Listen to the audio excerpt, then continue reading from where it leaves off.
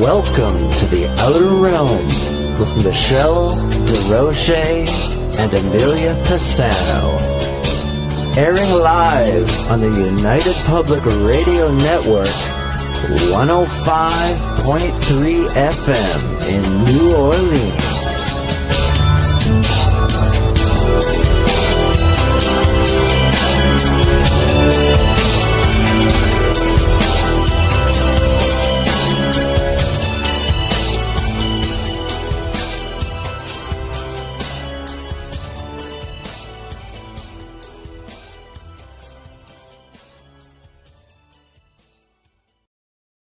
Good evening, everyone. Welcome to the Wednesday night segment of the Outer Realm right here on the United Public Radio Network, UFO Paranormal Radio Network, 105.3 FM from the Gulf Coast, 107.7 FM from beautiful New Orleans. We are fully sponsored by the amazing people over at Folgers Coffee who have been a part of our journey for at least 6-7 years now. So thank you, Folgers. We couldn't do it without you, nor would we want to. Also, huge thank you to Justin Snicker, aka Dr. Snick, the sonic surgeon, for the contribution of his time, his music, and his voice for the intro you just heard. He is an award-winning composer of Halloween, horror, sci-fi, and dark wave electronic music, which can be found on all of your favorite music streaming platforms. Also, big thanks to Steve McGinnis, the artist behind the logos here at the show. Check him out on Facebook and Instagram. Also does horror and Halloween genre and some incredible commission pieces of any sort. You really need to check out the pet stuff. There's great pet portraits. Love you, Steve. Anyway, tonight, welcoming for the first time, Jennifer Jurkofsky. And you guys are going to be seeing a lot more of this lady on our network. She's got not one, not two, but 3 shows that are going to be joining us. And show number 1 will be starting on the 25th. So be sure to tune in. Anyway, tonight we're going to be talking about her book, The Lyran Legacy, which essentially is like book number 1. So it's going to be a series, Starlit Paths. I love it. It's very metaphysical, science fantasy tale, blends ancient wisdom, Starseed origins, all the stuff we love. Soul Deep Love reveals rise and fall of ancient civilizations and visionaries and soul guides, you name it. She is a licensed psychotherapist, spiritual counselor, intuitive life coach whose work blends mental health, consciousness studies, and interstellar readiness. She serves as a special advisor for human development and interstellar contact readiness in Canada with the Alliance is an Earth-based elder on the Galactic Elders Council, guiding planetary and individual consciousness towards alignment with cosmic principle.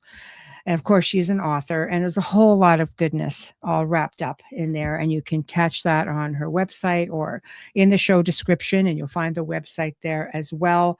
And if you remember, we talked about the Galactic Alliance with Sylvain Rochon. It was a fantastic, really a fantastic interview. And they're going to have a show here on United Public Radio, and we're going to be finding out a lot more about this incredible organization. So without further ado, Jennifer, hello. Hello. Thank you so much for having me. Oh my goodness. The pleasure is all mine. I have been looking forward to this amid all the chaos and our back and forth. And it's exciting. I've never actually spoken about Lyrans per se. People come on and have had so many experiences with different races of beings, and you have your typical ones. Every now and then you'll get a mantis or you'll get a reptilian, but I mean you just have your general, your general races that seem to be out in the forefront a little bit more, unlike Lyrans. Mm-hmm. It's true. We hear a lot about the Pleiadians. They're involved in so much right now. You have Taurans and, even, yes, the Mantis are showing up quite a bit more today. Yeah. And, I hear people talking about their experiences with them, but the Lyrans are not showing up as often. And there's lots of reasons for that. And part of what I, talk about in the book with Yes. our, the great scattering, our diaspora, where we end up, kind of all over the galaxy, has a lot to do with that. Wow. Definitely a lot going on with this incredible race. And where I like to start off with, if it's okay with you, is what I call humble beginnings. And in this case, in respects to when you had awareness that you had this incredible, connection, which began this journey that you're on. Yeah, humble beginnings indeed.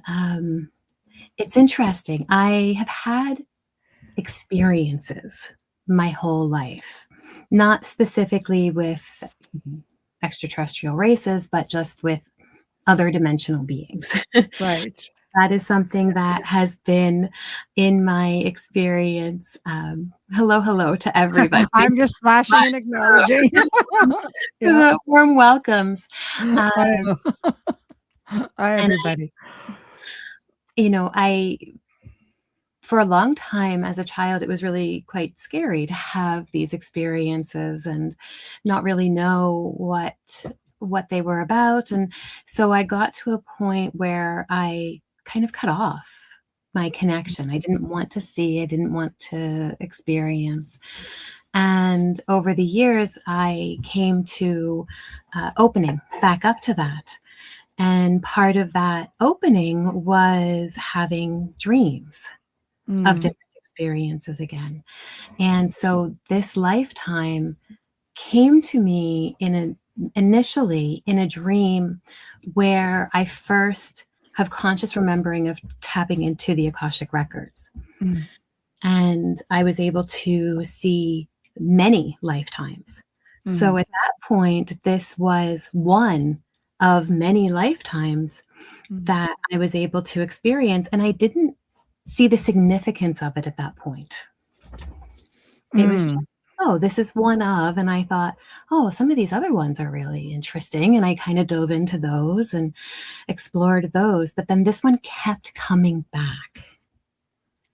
And every time it came back, I got very clearly, write this down. Write this down.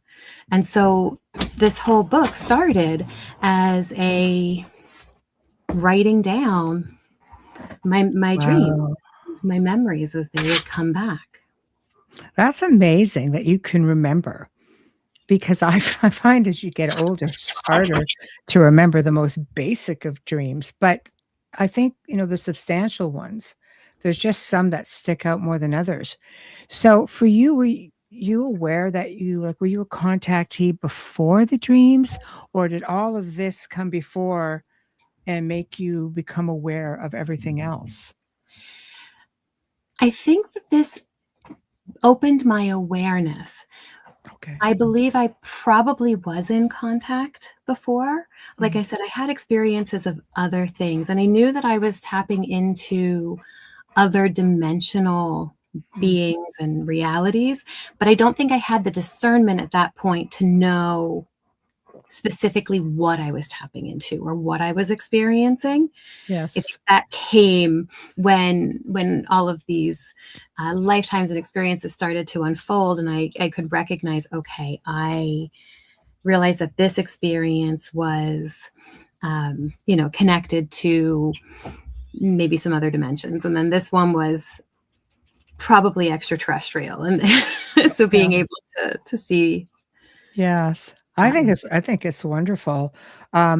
Wayne says he used to have numerous dreams about humanoid cat beings between 1983 and 1984. And when he started to write them down, they all stopped. Oh, interesting. Yeah. First I hear that. That's pretty interesting for sure. Yeah.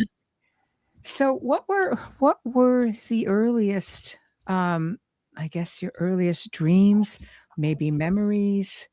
What were you seeing at first? And seeing these amazing beings, Yeah. I'm going to keep talking while I let the dog out of my office. Oh, it's no problem. It's no problem. But Yeah. So my Oh, the petlets. the first the first thing that came through actually was the wars. So the first thing that I remembered was about the Orion Wars, the Galactic Wars, which I write about in the book. Mm-hmm. And it was really interesting. So my my friend and I, who is actually going to be my co-host on the first show that we're going to be starting, Tanis, and I do card readings together. And after we would do the readings, online for people, we would do readings for each other. And she kept pulling this card for me saying, your family is safe. We want you to know that they're protected. They're okay. And I kept going, I know my family's fine. I don't know why I keep getting this card. No sense to me. And then I had that dream, and it didn't register the significance of it, but it kept coming back, that lifetime.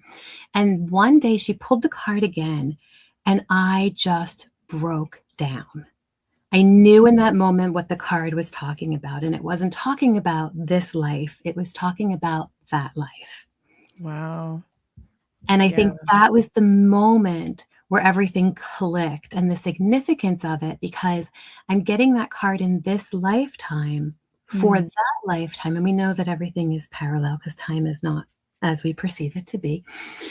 But in that moment, I went, oh, okay, there is some significant things with this lifetime that are meant to come forward. And I still didn't understand why, but I knew that there was a significance to it.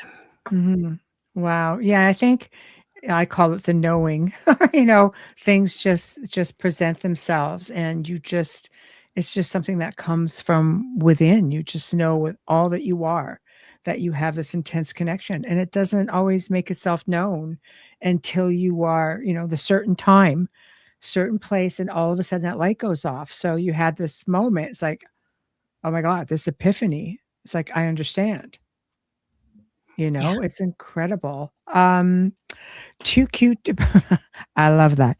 I had a Lyran past life memory surface before I knew anything about them. I had to find through Google. I just got the Lyran Legacy book in the mail yesterday. Oh, yay. I'm so glad that you've gotten it.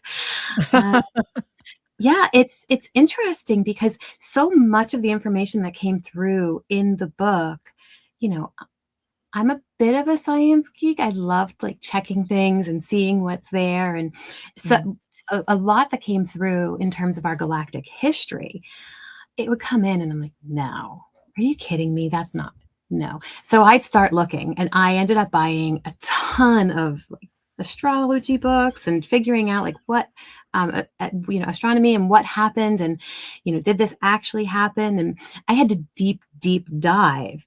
And sure enough, I was like, oh, there it is there, and so science is starting to see that some of these things, are there.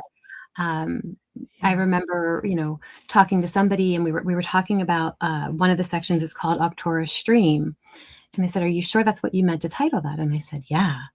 I said, I was given the information that this stream actually wasn't part of our galaxy before. It had come into our galaxy billions of years ago. And what they had given me is that it came in as a counter to when the reptilians who became the Draconians, through a portal in the Draco system into our system. And so they came in as an energetic counterbalance at that time. Wow. Okay, this is really fascinating, but where's the proof? Yeah, show me. Sure enough, the Draco system has a mini galaxy in it. And and the Arcturus stream has been proven to not have originated in our system. And I went, okay, I'm not going to ask any more questions. Oh my God. Of course, I still did, but yeah. How do you not? I think people are so intrigued with things like that. There's just something about, I think, and I'm sure a lot of it is what you're reading out there right now. And I find it interesting on the timing as well, when you're, getting into the Orion Wars and things like that. You're thinking, does history have a way of repeating itself? And here we are. So, that is always, the timing to me is always interesting. And that was exactly it. Here we Yeah. are. We recognize the divisiveness in the energy of the world right now. Yeah. And that is exactly why they were pushing and saying, this has to come out now, because it's like we are given an opportunity to recognize the patterns from the past and not repeat them. Yes. Somebody didn't get the memo because it's repeating itself for sure. It is. I just want to put up this comment. We need to unlearn some things about what's taught in school and about our galactic history. Absolutely. Yeah. Even if they even taught it at all. Yeah. Unfortunately, I don't think that they do. Everything is so regulated. It's almost like you're educated in a certain way. And like anything, if you listen to this show, you realize how much actually is hidden. And when people look shocked when it starts surfacing, they're like, because it seems so far out there after a while. And this is definitely a thing. Wayne says science fiction is a gentle way of bringing the truth to the masses.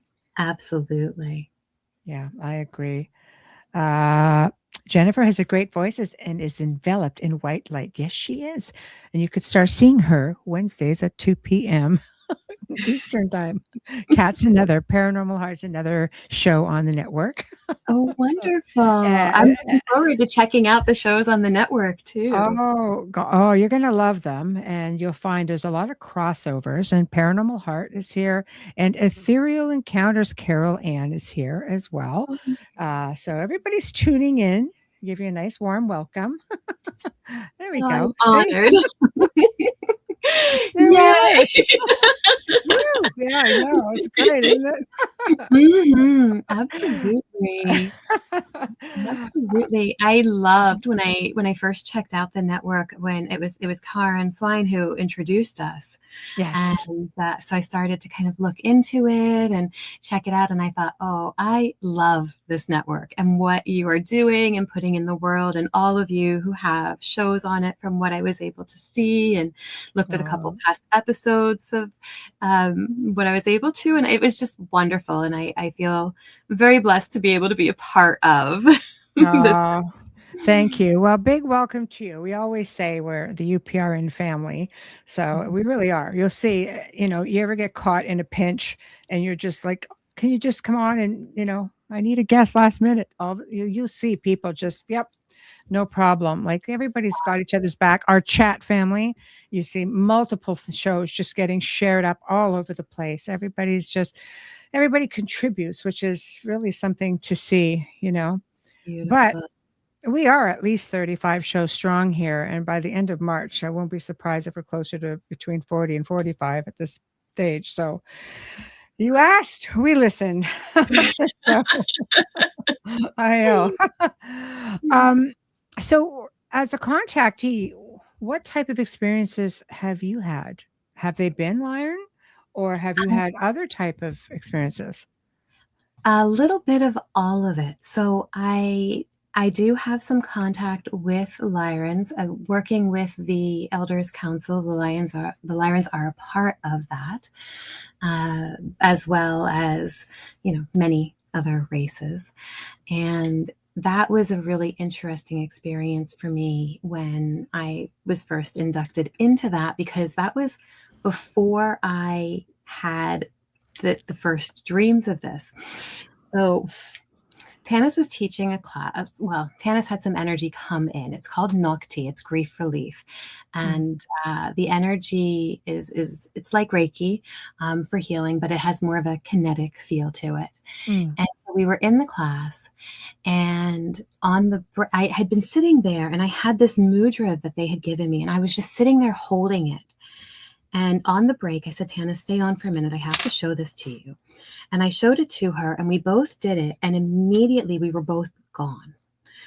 And she was with the Galactic Federation, and I went to the Elders Council. And we both had our own unique experiences. Mhm. And I came back, and the class, had come back from their break, and they're just sitting there looking at us, not in our body in that moment. And we were able to share. And I remember being told that I was part of the council still, as an earth representative in this lifetime, but that I was also going to be connecting with the lifetime that I was a part of it. I had no idea what they were talking about at all. I was like, Oh, whimsical, and you're like, not. Yeah. okay, cool. Something's Yeah. going to happen. No idea. Right. And it wasn't until this lifetime really came through that I went, oh, now I know what you're talking about. Mm-hmm. Yeah. Okay, I understand. But that was one of the first experiences where it was very clearly a galactic experience, but I still did not have an understanding of what was happening. Mm-hmm. And they, ask, would you like to be? And I don't know. What is this? What do you mean? What do you want me to be doing? What does it entail? You tell me. Yeah. Right. So Mhm. do you find you have those nights where you go to sleep? Because this has happened to me, and I wake up and I'm even more tired than I was when I went to sleep, and I felt like I had just been doing stuff and working. It got so bad, Jennifer, that I laid down at night and I could feel, I knew it was when it was going to happen, because you hear them, right? And I'm just like, I'm too tired. I have a headache. Let me fall asleep. Then I don't care. Just take me. I just don't want to know about it. It's like I've I had just can't do it anymore. experiences. There was a couple where I remember waking up and they were doing some work, and I just went, oh no. Oh, no, no. If I wake up, you can't be doing this. You have to have me so out. Put me in a healing bed. Put me somewhere. Do not let me wake up again to this experience. I know. Sometimes it's like I don't think they realize that life here is a lot harder. It's just the The debt. physical realm. It feels like you're just trudging through waist deep water, just trying to get through life. There seems to be a resistance to that energy, that feel. You can end up someplace else and you notice it, even like I in dream state or in the ether, as I say, and it doesn't feel like that. But they No. don't realize, or if they do, they don't care. It's just I like, don't think they realize, because when we're in the astral, we're a lot more resonant to their energy. yes. But there is a density here that they're just not, they're not here feeling that density. Mhm. I Right. know. So even though they, are aware of it, or at least ancestrally aware of it because they've been here before, Sure. right? I know. It's not something that is in the forefront of their thinking. And so they don't, yeah, exactly, Michelle. They don't, um, you know, think about that. And so we have to Mhm. be really clear. You talked about, working at night, and I remember my dreams. Uh, Yes. yeah. Life happens. Yes. And Yeah. so I don't remember them extensively as the day goes on, but if I wake up in the morning and I actually write them down, I Mhm. can remember Mhm. what was going on. And we are working so much Mhm. in the astral at night. And Mhm. I there have been times where I've said, like, my body needs the rest. Mhm. So I don't mind doing anything that I need to do. Mhm. Have to get my body to rest. I know. That's why I just whine. I bellyache when I know it's going to happen. But I don't just let me sleep. I don't care. Take me after. But make sure you put me back and I'm still asleep. I don't want to know. I don't mind doing my part. I just don't always want to know about it, because it can be exhausting. So this is with layman people who may be having experiences, maybe not realizing that they're having experiences. So one, um, what happens before? Like for me, for example, when they come in, everything gets really, really dark. And I hear shuffling, like, because I just tap into them, like, oh, I hear shuffling about. Okay. And I always know, but it gets super, super dark. And every now and then they're there and you turn around and there it is, or he is, or she is, or whatever the case may be.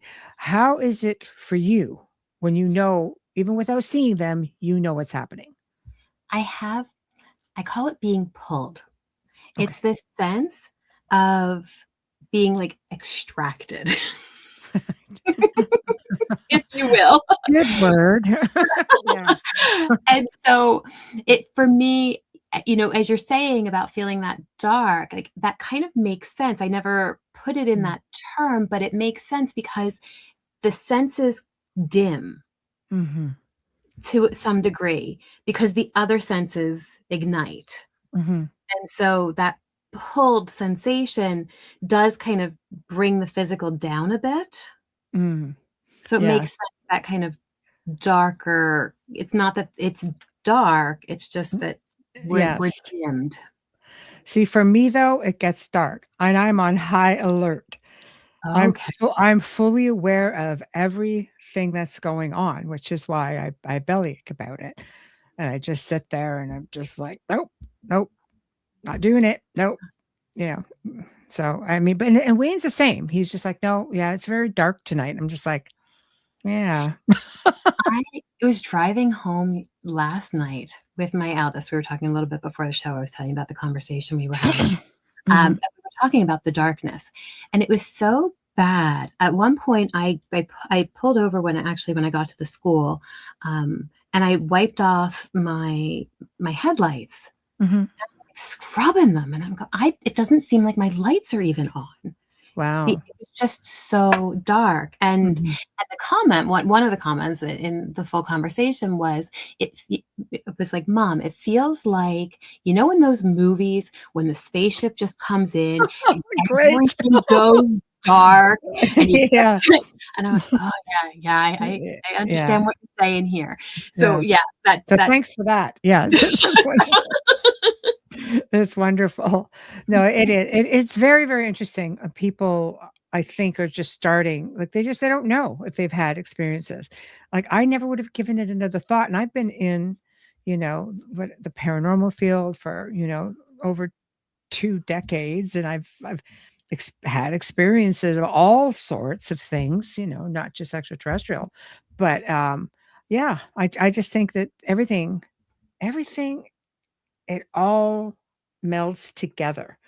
So it's very hard to say what kind of an experience you're actually going to have. absolutely, absolutely. When you say about, being in the paranormal world, Mhm. some of my first experiences, so my family also are experiencers across the board. And so Yeah. my mom told me a story about when she was pregnant with me and having some really dark energies come and try to get her to go. And she knew if that happened, I wouldn't make it. Yeah. It's these kinds of stories where you go, "Oh, thank you." Where you go, "Okay, so there is something to this." And I Mhm. remember as moving through and seeing different things. And we had I had actually what now I recognize was a ghost, Mhm. uh, but I wasn't sure what it was as a child. Again, not able to differentiate between the energies, Mhm. but I had one in both of my parents' homes, Mhm. and in my bedroom in both of my parents' homes. And being just so scared and not understanding and being able to see them, the entities. One was a family ghost that was following my mom's side that happened to be in my room. Mhm. Uh, and then the other one was attached to the house. And years later, my dad told me that my grandmother, his mom, told them, if you move into that house, you're going to get divorced. The ghost won't let Oh, you together. wow. I had no idea that Yes. was, A thing. I was 3 when my parents divorced. Yes. Wow. Wow. That's So, crazy. yeah, so these That's experiences have been there for a long. forever. Everything connects. It's just a whole other level altogether. And you don't realize it until you're in the midst or the thralls of it. Okay, we have a couple of questions. One is, how does one get chosen? chosen. Yeah. Like, yeah, Kat, can you elaborate on what you mean by chosen? As in going to work in the ether? It's just like, what do you mean?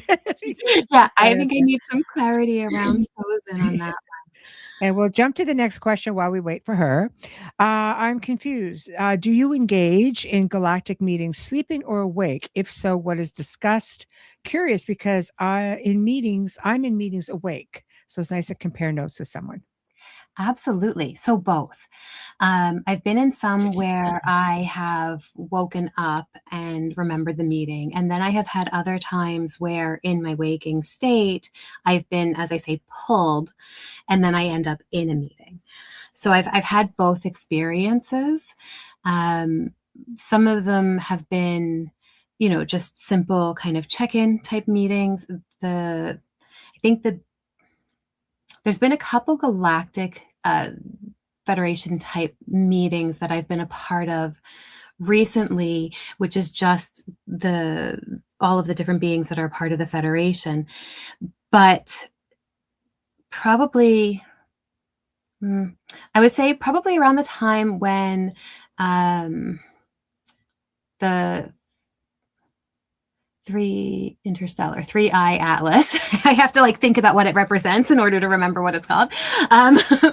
When three eye atlas had first kind of showed up, and I was pulled into a meeting, and that one was not just the Federation. It was actually several different Federation type organizations of galactic. So we know that the Federation is one of, and it's the one that many people are working with, but there's actually quite a few different galactic organizations.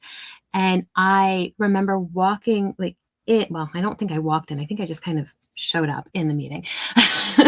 But I remember looking around and going, this is massive, this meeting.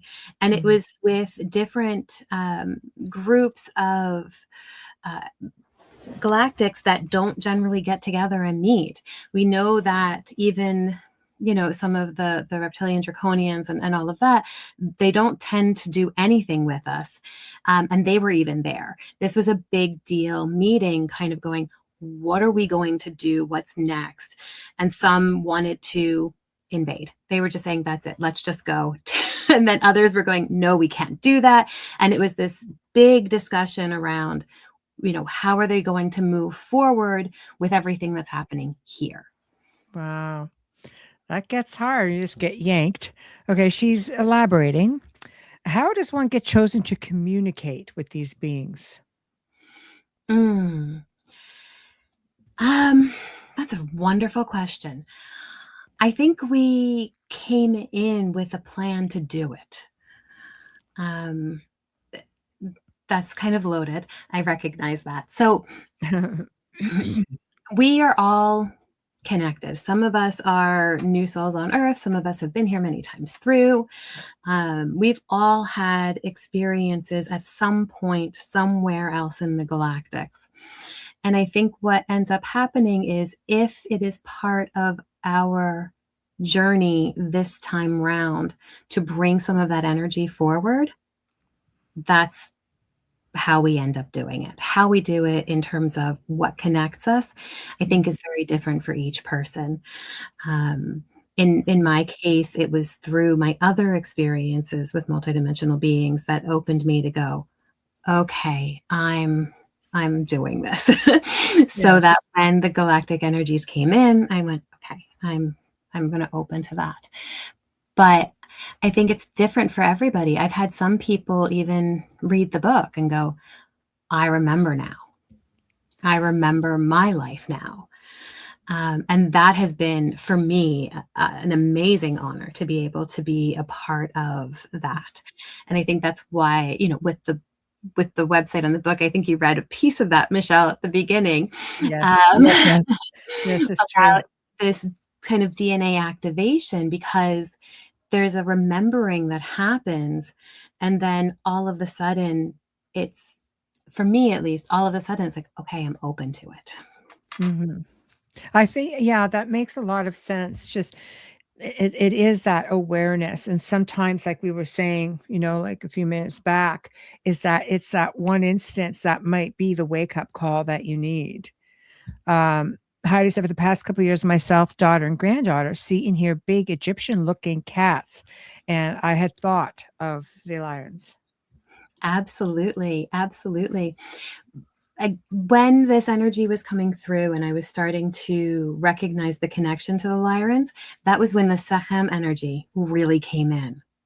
And so we know Sekhmet is the lioness goddess in the Egyptian tradition. And there's, connections there with several others as well. But that energy came in so strongly. And I went, oh, there is a connection here. And so then I thought about all the Egyptian lifetimes and stuff like that. And I thought that was going to be the big to do. Yes. But it really led into the Lyran lifetime and experience. And so, yes, I think that there is a deep connection between the Egyptians and the Egyptian cats and the Lyrans. I think so as well. I feel that they are connected to so many different races of beings, and along with other ancient civilizations. I mean, you see traces of it all over the place. And yet it's so hard for people right now to get their head around all of this, that maybe there was assistance in constructing all of these incredible monuments that have withstood the test of time. And we're lucky if we can build something that lasts like a couple hundred years, So Absolutely. I know. It's just like there's a really big difference, right? Mm-hmm. Well, and this was something, I mean, I've always loved studying, Egyptian, stories and the history there and all of that. But when the information for the book was coming through, some of the things that I was given was about some of the original Earth civilizations, right? So we talk about Lemuria, we talk about Egypt, we talk about Atlantis and the Aryan races, and we look at, what was going on, what happened, what was the galactic influence, how did the pyramids actually get built, what was the technology there? So that's fighting words in some communities. It might be, but that's all in the book. And so I make it clear too, the book is my understanding that what I was given. Yes. I also recognize that there are different timelines across realities and all of that. So this is one person being's experience in the timelines and realities that I was privy to. Yes. I love that. Well, you can only speak for yourself, I mean, and not get into trouble. So Kevin says, some of my guides are from the lion world. No stranger to all of us. I'm loving the topic. Oh, wonderful. So when you first saw a lion, what were your thoughts? Because, we're getting into, there's just so much history as far as, half human, half animal in all the ancient cultures. And people will try to say, well, that's mythology. Maybe not. That's what I say. Maybe not. Right? The first official galactic Lyran that I connected with was Master Albion, who for me is the high priest of the Lyran temple on Vega. And that was who brought me into the Elders Council. So as I shared that experience with the Elders Council, my first experience was kind of like, I'm sorry, what? You're who? You want me to do what? Was that a movie? No. I think they called it cat people. Was that? Yeah. But what was interesting is I wasn't taken aback, or it wasn't unfamiliar. There was still there wasn't, if I were to see in physical form, something in front of me, I think my nervous system would be a little bit more, a little bit more taken aback.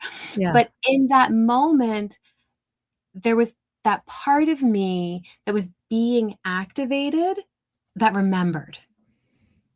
Right? It was in that moment of, okay, there's something here, which is why, even though I was going, what is all of this? I was open to it. Yeah. But I think that was because, and I think that's why it was a Lyran who came to me Mm. in that moment, because it was a matter of having that familiar connection Mm-hmm. on a very subconscious level for me in this But it's lifetime. comforting because it's But it was, familiar. yeah. Right? Because human beings, I mean, we don't like change much. Some human beings do not like change. I'm okay with change if I'm going somewhere fun, but otherwise, I'm not having it. But I think Mm, if it's something that presents itself as something very familiar and comforting, we tend to open right up to it. yeah. Right? When my Lyran memory surfaced before I could even make any judgment about what I was seeing, I was flooded with overwhelming emotions. I dealt with the whole cat people thing later. Yes, I love that. It's true. Yeah. Um, and the overwhelming emotion, for me, was the memories coming back of the lifetime and the experiences and what, what happened then. Mhm. And so there was a whole kind of healing process that I had to go through all over again, Mhm. because it's funny. I joke about this with the book, and some of my early readers who did some editing and stuff for me and just gave me feedback, were like, Jen, there's a lot of grief in this. I went, is there? And then, I'd get healing and go through more, and then I'd get more information, more memories coming back, kind of thing. And then I went through and re-edited the whole thing. And then as I healed, it just kept changing and changing. And so the first draft of this book was me deep in the grief of that lifetime. Mhm. And the Wow. final version of it that is out today is the healed version of, yes, there was grief and there was hardship, but this is what we do to honor that so that we can release it and then continue forward. See, I completely resonate with that because sometimes, and I have found this out through past lives, I found this out through different experiences where you can't really go back, but there's this huge, aside from the fact that you spend part of your life feeling like there's a void, there's something missing, you don't know what it is. But then when you get that, you get this sense of mourning. I went into a mourning period because, I understand why we can't just have it all right away, because you can imagine, at least with past lives, and maybe learning that you've come from someplace else, a different race altogether, like yourself. Um, like, who did you leave behind? Who didn't come back with you? Because there's just, you still feel that small void. Like there's still players in the game that aren't there. Yeah. And there's some significant players that are not here, but there are some that are. So Teriel, who is my best friend in the book, Mhm. happens to be my best friend in this lifetime. That's awesome, though. And that is incredible. And so it's really fascinating. This is so interesting. So because this is Tanis, who I do the podcast with, who's going to be doing the radio show with me.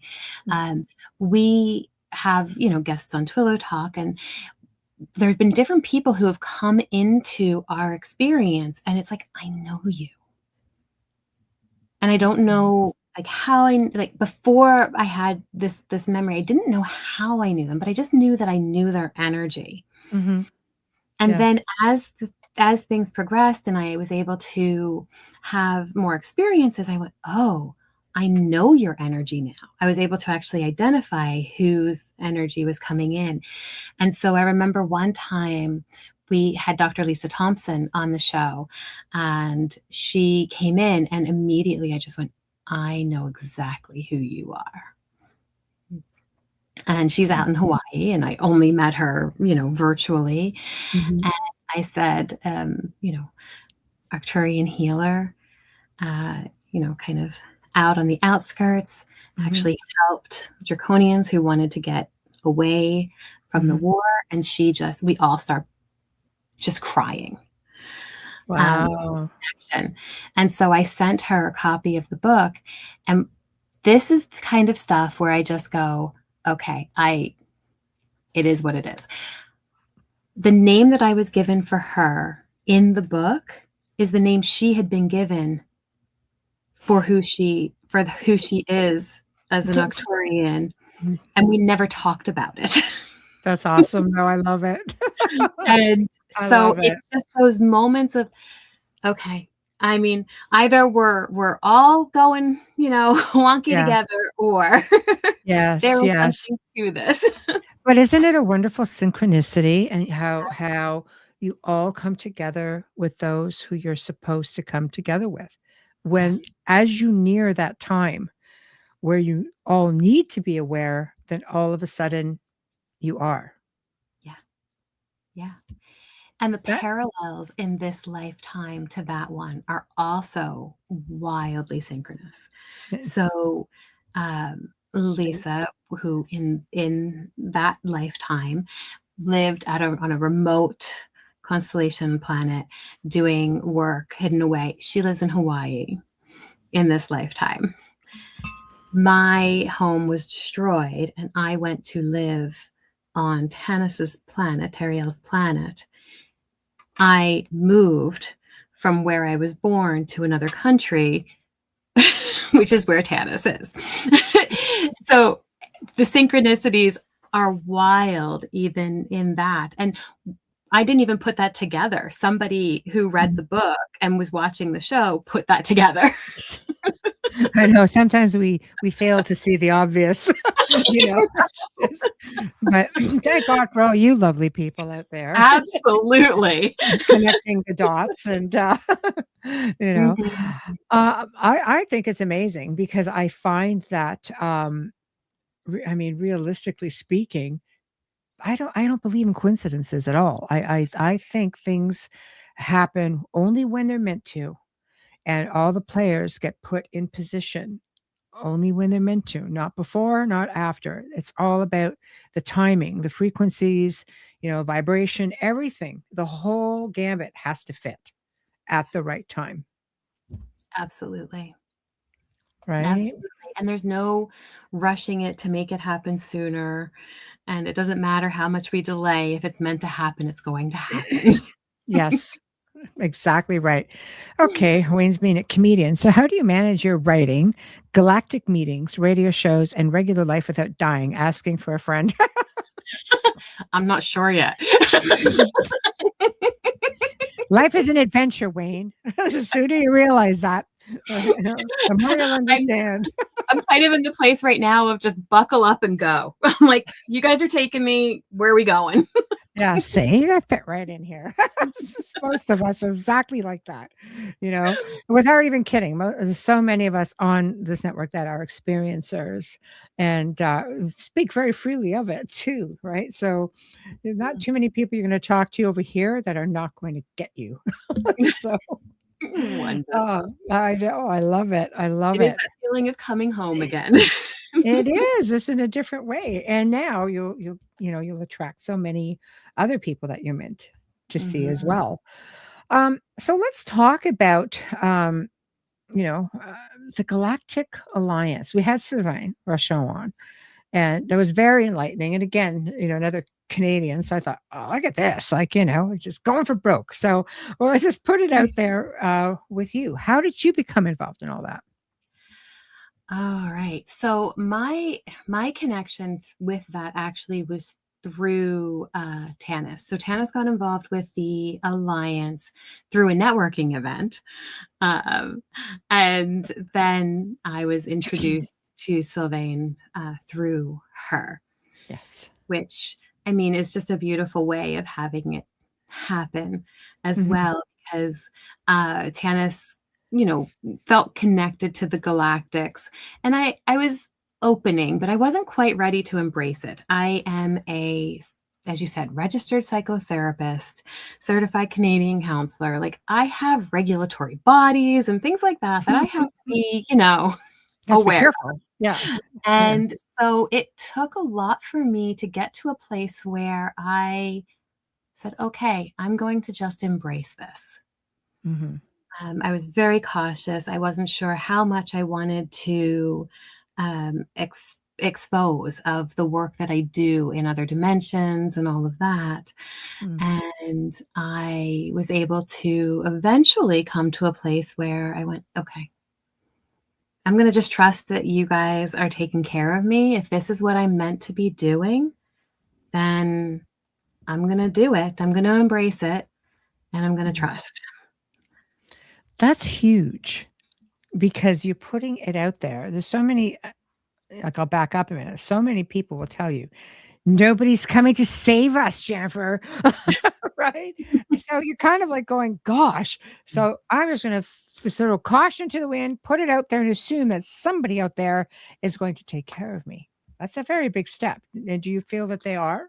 Oh, absolutely. I've had experiences my whole life where I've been taken care of. Yes. This is a story for you.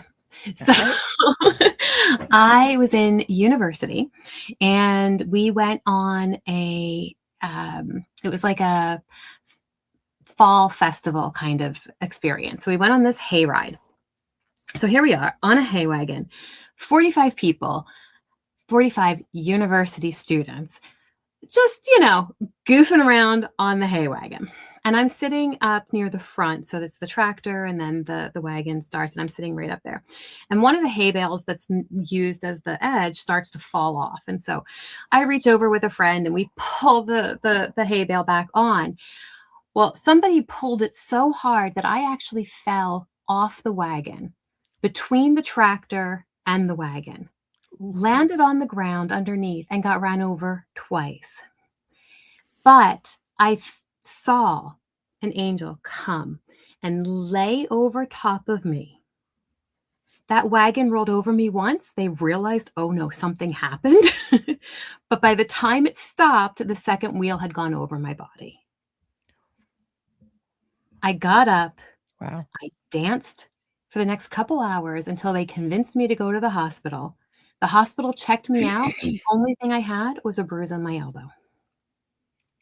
That's well taken care of, I'd say. So I do believe that I am well taken care of. Yes. Which is good, because you don't want that whole loosh thing going on. that negativity and, having all these negative ethereals going, look, a buffet. So, yeah. No, not at all. I mean, and even simple things. I remember one day I had made banana bread for the kids and and I guess the kids had finished it off in the morning, and I didn't realize it. And I went, oh man, I was really looking forward to some banana bread. All right, whatever. Went about, my business, cleaning up in the kitchen. Then the knock on the door, my neighbor comes in. I just made this banana bread. I can't eat it all. Do you want some? Yes, thank you very much. Yes, beautiful thing. Yay for the neighbors. But it's incredible, even in the simple things, right? I mean, we can have these amazing, experiences like the wagon where, I'm in awe of that experience. But then even just these simple ones where there's even just a desire. I didn't need to have any. Yes. It's Universe, little things. love. I think it's because they're humble. It's a humble request. You're not asking for like $1 million or something. It's just like, it's a humble request, just bloody banana bread. So it's like an easy enough fix, right? But I think we get so busy in life. I think we fail to see those little things, such as these experiences. I've had incredible experiences like that my entire life, and I always have had so much gratitude for them. And every now and then, I mean, I am, extremely, extremely busy, and I fail, and I know better, and I fail to see the obvious at times. So, we have to slow down more than anything. We need to slow down. Absolutely. Now, when you talk about, I'll back up again a little bit about the Galactic Federation. How long has this actually been in place? Like, who started the Galactic Federation? Okay, so I do actually talk about this in the book. Yes. I know. So during I'm going to back up. So in the book, I talk about our experience of bringing the Federation to life. And I say ours, I'm telling the story from the perspective of me in that lifetime. And I tell a lot about Teriel because we worked so closely together. But there's so many more people that were a part of that. But it started like a generation before. So our parents and those who were close to them in the different races were trying to build the Federation. It was because of the war and what was happening, they recognized that they needed to come together and form something that had a collective understanding, a charter and a way of making decisions and doing things. And so that was the start of it. And at that point in time, there were a lot of councils and things like that on each of the planets with all of the different races, but there wasn't a collective yet. They were just starting to bring that together through different meetings. I talk about some of the interstellar bases that were there, where there was gathering between different races. And so it was beginning to form. But in the book, I share about how we brought it all together. I talk about how the Galactic Codex actually came to be. And so I don't know how much how much to give away. It's entirely up to you. It's your book. Yeah. So we had been working on forming the Federation. And so there were a lot of different races that had agreed that they wanted to be a part of it. And so it really started with lots of really long meetings of us talking, sharing concerns, sharing what we would like to see in terms of, charters and rules to live by, if you will, but not rules, more like guidelines, values, things that were important to us that we wanted to make sure that everybody who was a part of what was formed was willing to honor. And so through all of that, we kind of figured out everybody who wanted to be a part of it at that time. It's grown so much since then. Mm-hmm. But in the process of doing that, some things had come to light that we had to navigate other groups, as I was, saying earlier, that were also working to try to deal with the war, but we're trying to do it in ways that didn't honor the values that we were trying to bring forward. One of those groups was the Coalition of Free Systems. And so at one point in the story, you'll read about how we ended up connecting with them and the guidelines that we were using. It came to light that these really needed to be a codex. We needed to actually put down what these guiding values were meant to be and have everybody agree and sign that. And so as that came forward, one of the final meetings was where we addressed all of that. And then everybody who wanted to be a part of the Federation had representatives that came in and signed the codex. And that was originally how the Federation came to be. Wow. And how long has it been put in place? This was billions of years ago. Right. Okay, so a long time. We could leave it there. So what because, you've had the Orion Wars, you've had the Draconian Wars. Like, was the Reliance or the Alliance Galactic Federation put into place before this, or are these just the bad seeds just going ahead and despite of all of this effort, they came in and decided to still wreak havoc?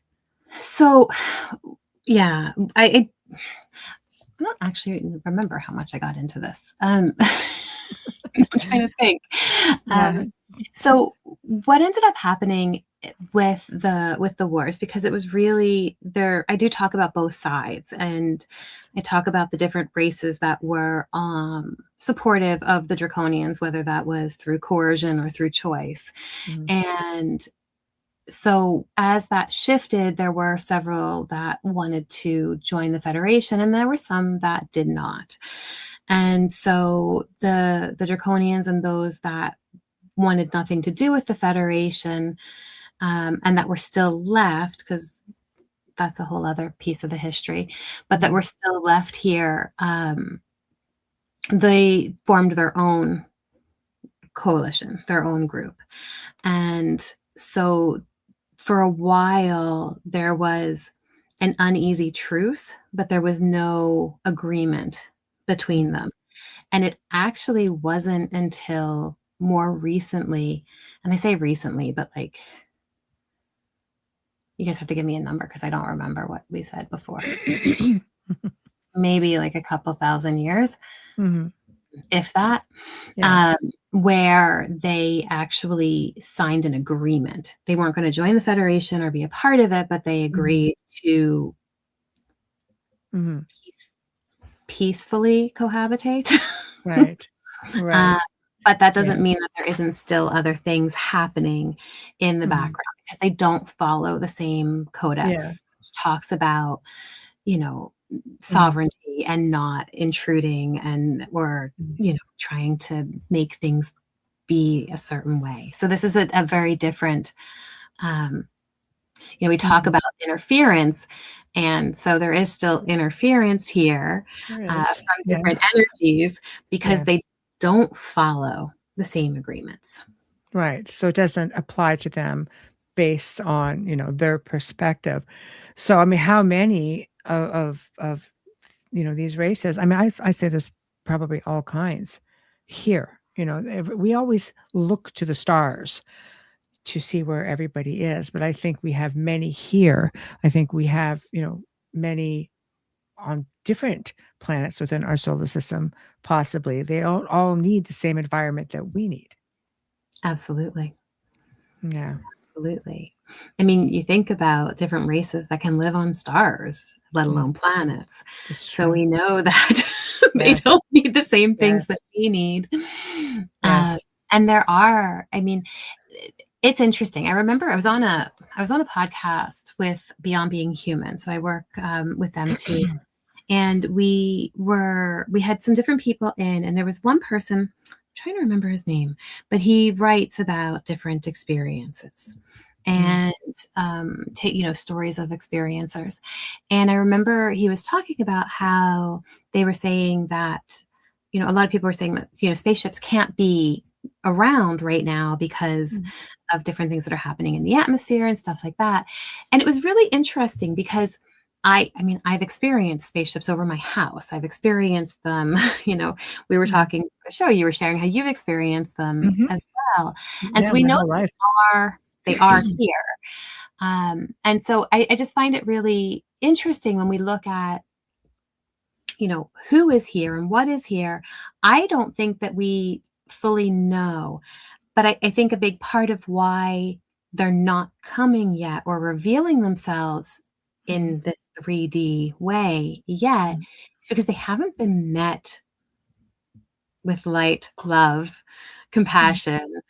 You know, we know disclosure is happening more and more, and we're getting information, and we know that there's governments around the world that are not handling contact well. No.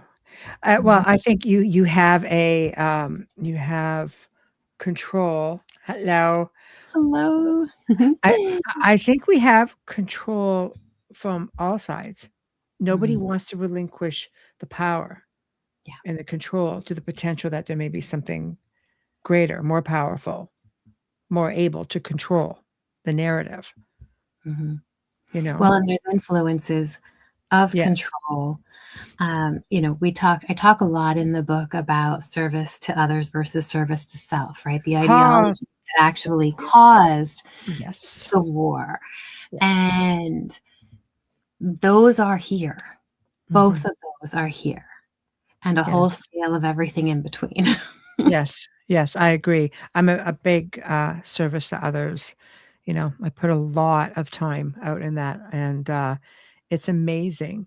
Mind you, I say it's amazing how many people don't, but there's so many people that don't even participate in their own lives. It's just like we're just in this, like they're in this void, and you have people who are all about themselves. People just don't seem to be all about much. They just exist, and then the doers who are out there just trying to do for others. And I think if you're looking maybe for your, as Kat was saying earlier, to be chosen to do something, you need to look at the people who are able, with the intuition, the people who are the do for others without question. I think you need to start looking there potentially. And I love this comment, recognizing hybrids more. What are your thoughts Yes. on hybrids? Yeah. Thank you, Hypnicity, for sharing that. It's fascinating because we do have a lot of hybrid energies here. Yes. And we have a lot of people who've experienced hybrid children who are not here. Yes. Yes. Correct. Right? Correct. Yeah, we definitely know it's a thing for sure. Mm. I'm feeling a huge pull from Atlantis and hearing warnings from them about AI. Yeah. So, Atlantis has a lot of warnings for us. yes. When we recognize Atlantis and Atlantis's story and how their shift from continuing with the spiritual aspects of what technology can bring to the power aspects of what technology can bring caused a lot of corruption and destroyed part of our earth. So we know that they have a lot of wisdom in their warnings because they've been there, done that. Yes. Yes. So pay attention. Oh God.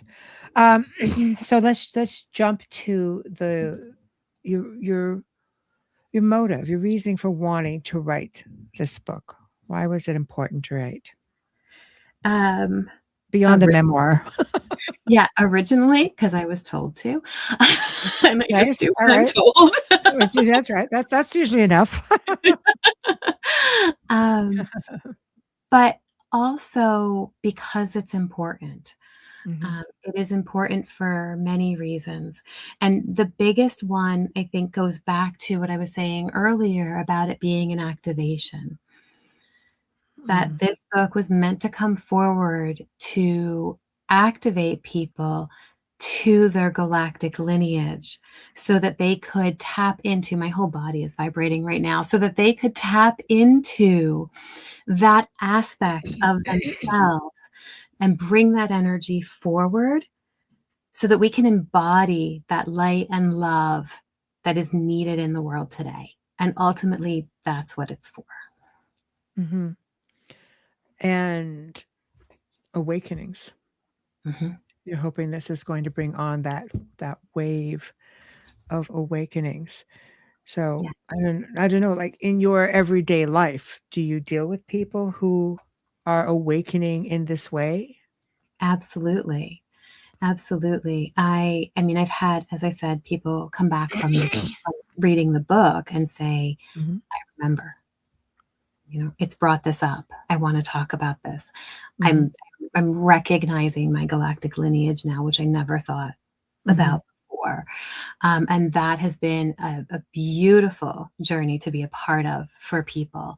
Mhm. Uh, but also in my practice, I advertise myself as the Lightworkers psychotherapist Right. because I work with people on this journey who are opening to it, who are just understanding it, who are having experiences of other dimensional beings, and hold that space Mm. for them to come home to themselves on every level of what that means. And Yeah, so, so you have a better understanding of it now as to being able to advise or understand where they're coming from. mhm, Yeah. absolutely. And to understand what it is to do, healing multidimensionally through our lineages, all of that. I bring family constellations into my work because um, goosebumps, Hypnicity, thank you. Because I find that, the more that we allow ourselves to tap into the energies that are around us, the more access we have to healing deep wounds, Mm. whether they are things that we've brought through karmically from other lifetimes or things that have come through generationally. We have access to all of that if we're willing to step outside the box a little bit. Mhm. It's a tough one. I mean, there are people who don't even know what they're experiencing in that moment. Some people will look at, when you talk about these memories that you're having through dreams, and like for me, they started much like that, but then started being almost visions. Like I Mhm. was well aware of them. I don't remember dreams per se much, but I do remember the visions and the downloads or visitations, things with significance. Right, Mhm. and you can smell everything, you could feel like you're practically touching it, right? But if you don't know what you're looking for, like, what would you say to somebody who just they don't know what they're looking for? They might be thinking, "That was a wild dream," or "That was a past life," or Mhm. "That was a premonition," or "Holy, I was an Yeah. alien." Like Well, and again, if you're really, new to this or haven't been open to or experienced it, there's a lot of people who have these experiences and then think they're having a psychosis, Oh, right? They yes. feel like, Yes. I'm not okay. Right. And so, again, that ability to really be gentle and hold that space and go, okay, what is coming forward for you? Let's unpack it. Let's see how it feels. When you Mhm. sit with that in your body, how does that feel? Mhm.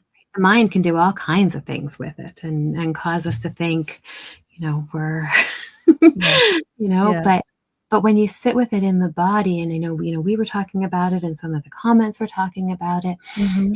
you just get that moment of, no, this just feels right. It feels correct in my body. Mhm. And then we're able to go, okay, mind, we can work through this. Yes, yes. Therefore, research it. Yeah. You know, people will lean to dream interpretation, but I think maybe they need to start. Maybe that's a start. I don't know.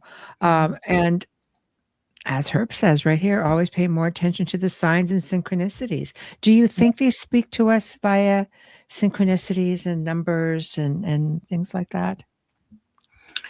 Absolutely. I mean, the synchronicities I have experienced with all of this, even Mm, just in the way that, energies have been brought together, has been mhm, incredible. mhm, And, if you're not sure, how to interpret or what to do with the dreams or experiences, the way that I look at dreams, and this is, again, my experience with them, but I find that we can have dreams where, you know, as Jung says, we're working through yeah, we're working through our subconscious and we're dealing with it and all of that. And those dreams have, interpretive meanings for understanding what we're processing. But then we have dreams where we are traveling in the astral and we are doing different things in the astral. We have dreams where we're doing what I call world work, where we're here, but we're doing spiritual work on the planet. mhm, And then we have dreams where we are doing mhm, other work and we're being yes, brought to different places to do different things. And I think that they all have a purpose. And so we have the potential to be experiencing many different kinds of dreams. mhm. Yeah, I would agree with that as well. I think as well that they lean towards what we do in life. I've always been, I mean, an advocate of a warrior to help those who just have, come under attack from energies that they don't know what to do with. That's easy for me. I'm an energy worker, light worker.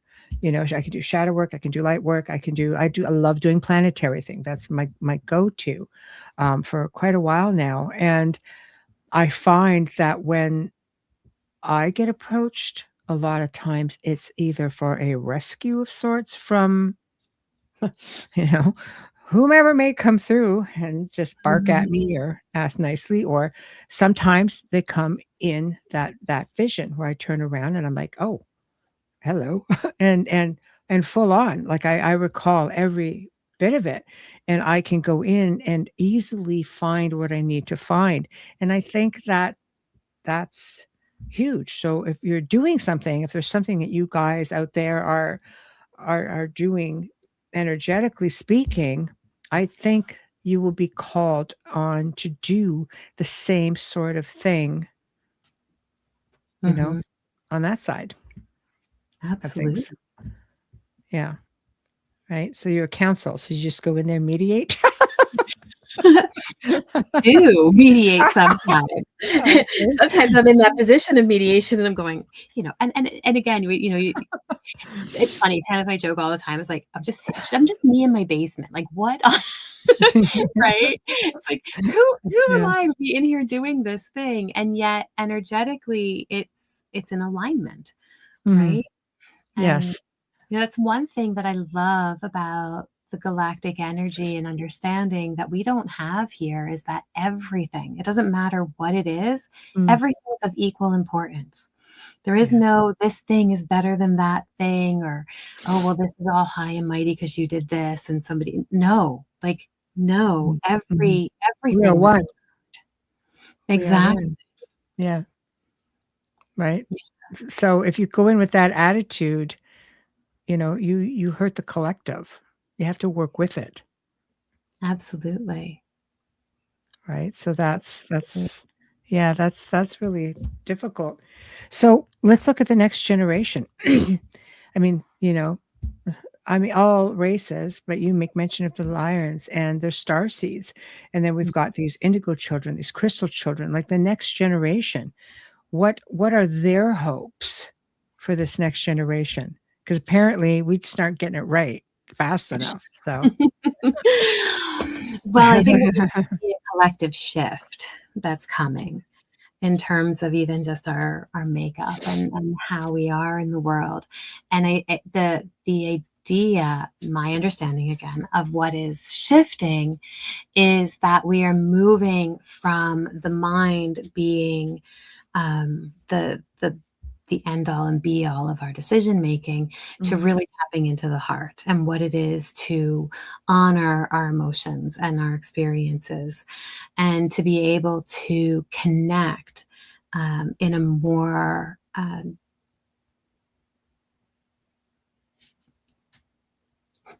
I'm just feeling this like allness, Yeah. right, to be able to connect in this genuine fashion where we're not filtering Mhm. everything Mhm. anymore. And so a lot of the children that are coming in with this more galactic understanding and resonance within them are Mm. holding space for this transition to happen. Yes. Yeah. Yes. So, yeah, well, the next generation has to get it right because I don't know why, I mean, do you feel in this shift that we're going to be asked to join this Galactic Federation, or is Earth already part of this Galactic Federation? There are a lot of actually when I stepped in with the alliance, I realized there's a lot of people who are galactic ambassadors and are representatives on Earth Mhm. for the galactic councils. We actually were talking with the alliance, so anybody here who sees themselves as a galactic ambassador or getting those messages, please reach out, because we were talking about pulling together all of these galactic ambassadors and having a meeting where we all Mhm. talk about what are the messages that we're getting. Is it all aligned? Does this Mhm. make sense? Can we map this out? Mhm. And But do so they even know? Like, you may have somebody who's total, you know, galactic ambassador material. And meanwhile, they barely just scratch the surface of having an understanding of who they are. yeah, but if they're meant to be a part of it, it will unfold. It always finds a way, doesn't it? It always finds a way. Mhm. Yeah, it gets. I think that's the thing, is just trying to get people to awaken. Please invite me. uh, uh, yeah, I think during this time of awakening, there are a lot of shifts happening, and even though there is this mindset that these nobody from these races are really going to come forward and save the day, so to speak. Do you get any insight into that? Like, we know that they were instrumental in our past. They Absolutely. engineered or they altered things. Is that a continuation, and will they see it through to the end? Yeah. What I was given on this, and was that because of the things that had happened in the past and the way that they had gotten involved and had helped civilizations to exponentially grow way too quickly into advanced understanding, that they are going very, very, very slow with us. Yes, they are. Yes, they are. Yeah, they definitely are going very slow. You know, nobody's throwing caution to the wind. Let's put it that way. you know, but I feel like maybe they're getting a lot of resistance from this end as well. And this seems to be an age old problem that keeps going on. Even as I went through your book, it's just like this is like an age old problem. The Lyran people had the same challenges that we have today. They still had their same worries. They still like, oh no, war, like this was an ongoing thing. Like this is the age old story that affects everybody. Yeah. It doesn't matter where you are in the universe. This is just an ongoing thing. How does anybody get this to just stop? Well, and this is the thing. And I remember at one point, I don't remember where I was on with somebody, and they made a comment about how, people talk about how we have to be this like enlightened race before they're going to come down. And yet they're also dealing with all of this. And it's true because Yeah. they're also having these experiences. And the Federation, which has, their charters and their codex and all of that, they Mhm. follow a set guideline. But because a lot of the other, races don't, Mhm. there is this constant energetic battle for Mhm. how we are. And so I don't know that everything has to be perfect or that we have to be at peace or that we have to be all enlightened before they come down. I think we just have to be open, Mm. right? Awareness, right? That's a big one. But I think you stand a better chance if you are all love and light. Oh, well, that would be wonderful. Wouldn't it? Because, nobody wants to take a chance with, letting all the heathens on board. Well, and here's the thing, right? As long as we are in a place where we don't even honor other human life Mhm. Thank you. That's as true. That's true. sovereign and Mhm. worth living, Mhm. why on earth would another race come in and go, "Hey, how's it Mhm. going? We're here," right? If we Yeah. can't be kind to each other, not even to the enlightened piece, we can't even be nice to each other. Generally speaking, there's Mhm. still wars happening, and, we know that, there's just a lot of that service to self energy in the world right now, Too much. and that's the Mhm. shift. I mean, when they're looking at the state of the world, they're kind of going, what are they doing? They Mhm. can't get along. You have a select few trying to just suppress the rest. How do you, I mean, you are dealing with beings who are already at an evolved state for the most part, right? Even the ones that are here. There are Mhm. some who are a lot more evolved than others. Mind you, you sort of get, the more the tyrants that are here as much as you have the rescuers. When I look at the Hopi, and all of their ancient traditions, and then you look at, people of Peru, way back, they faced cataclysm and it was the reptilians who helped them. I Yeah, mean, there are good ones here, but absolutely. there's the controlling factions, I think, that are making it difficult. You think that since they evolved us, or some of us, to the point, the some of us, to the point where, thinking, okay, you know what, we did interfere. Should we interfere again and Mhm. just fix this once and for all? Because we sort of were instrumental in putting it to this point. Yeah, wouldn't that be wonderful to just Sure. I'm down. Yeah. right? Yeah. But I also, recognize, and I do talk about this in the book, Mhm. that hardship, difficult things, our mind categorizes this is good, this is bad, Mhm. this is right, this is wrong. And yet it's through the difficult things that we evolve. It's through the challenges that we grow. And true. so, is it really in anyone's best interest to just completely eradicate challenge? No. So, to what degree do they then make that call? When is it too much? Mm-hmm. I'm It's not too privy to much. that answer. It's too much. I think so There's sometimes. there's a lot of kids here that don't know how to play nice in the sandbox, and the rest of us are getting sand thrown at them. We're just like fed up, plucking sand out of your hair every day. But I mean, I think somewhere along the line something has to give. But you know what? It was enlightening, to get these parts of your book where it resonates because it's like it had such a human feel to it. They went through so much with growth and with just learning and war and fears and like the family, the connections.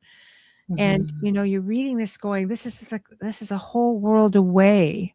And yet it's all things that we are going through that we can relate to. So I feel anybody reading your book will pick up on that as well and feel like they're very much not alone.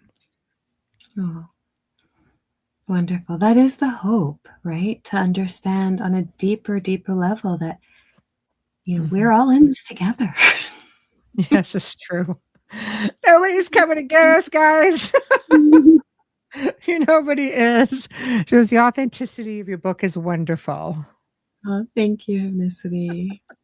Mhm. Okay, so Kathy was asking where, I mean, it's all in the show description, but where can you get your book for our audio listeners and such?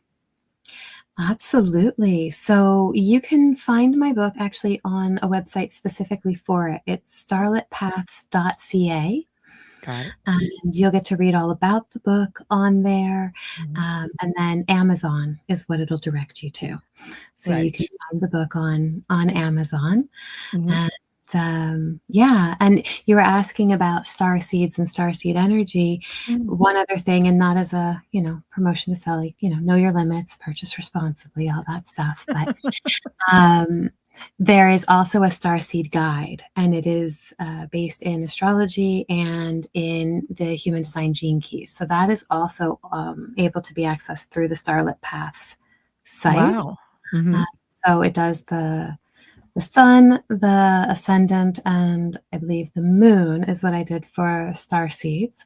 And then the next section through the other placements is all just the basic astrology. But then there's a frequency section. So in the gene keys, if you're familiar with that, it's Richard Rudd, who did the gene keys, that studied human design, which is kind of our blueprint for who we are in this lifetime.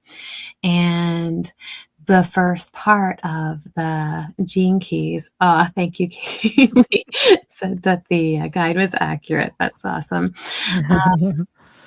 And so that part talks about the four gates that make up our sun and earth for our personality and design. And basically what that means, it's our incarnation cross. It's our purpose. It's why we're here in this lifetime. Mhm. And it looks at the shadow aspect, the gift or the alignment part, and then the siddhi or the enlightened state of those energies.